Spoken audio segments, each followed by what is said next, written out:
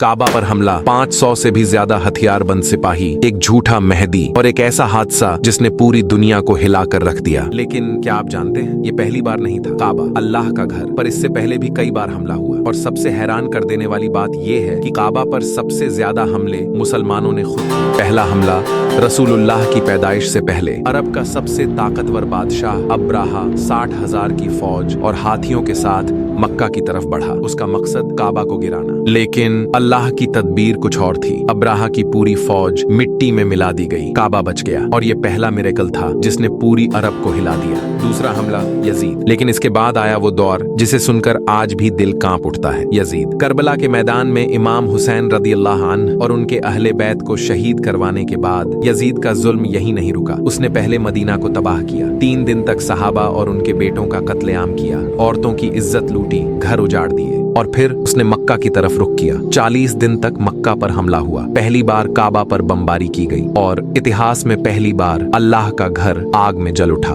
काबा की दीवारें राख हो गईं, मुसलमान रोते रह गए। लेकिन ये यजीद की आखिरी गलती थी। कुछ ही दिनों बाद वो दुनिया से चला गया। तीसरा हमला हुज्जाज बिन यूसुफ, यजीद की मौत के बाद अब्दुल्लाह बिन जुबैर रदियल्लाहु अन्हु को खलीफा मान लिया गया, लेकिन बनु उमैया ने फिर साजिश रची। उनका सबसे बेरहम जनरल हुज्जाज बिन यूसुफ मक्का पहुंचा और दोबारा काबा पर तोपों से हमला किया। पत्थर, बम, गोलों की बारिश। इतिहास गवाह है, जब सब डरकर भाग गए, सिर्फ एक शख्स काबा के साए में नमाज पढ़ रहा था, खलीफा अब्दुल्लाह बिन जुबैर रदियल्लाहु अन्हु। लेकिन आखिरकार वो शहीद कर दिए गए। उनके जिस्म को मक्का के खंभे पर उल्टा लटका दिया गया। चौथा हमला हजरे अस्वद की चोरी, 300 साल की शांति के बाद एक और हमला। एक नए फिरके ने हज के दिनों में हमला कर दिया, हजारों हाजियों को कत्ल किया, उन्हें जमजम के कुएं में फेंक दिया। इतना ही नहीं, उन्होंने काबा को लूटा, यहाँ तक कि हजरे अस्वद को भी उखाड़कर बहरीन ले गए। 22 साल तक मुसलमान बिना हजरे अस्वद के तवाफ करते रहे। आखिरी हमला 1979, काबा पर आखिरी हमला हुआ, सिर्फ 50 साल पहले।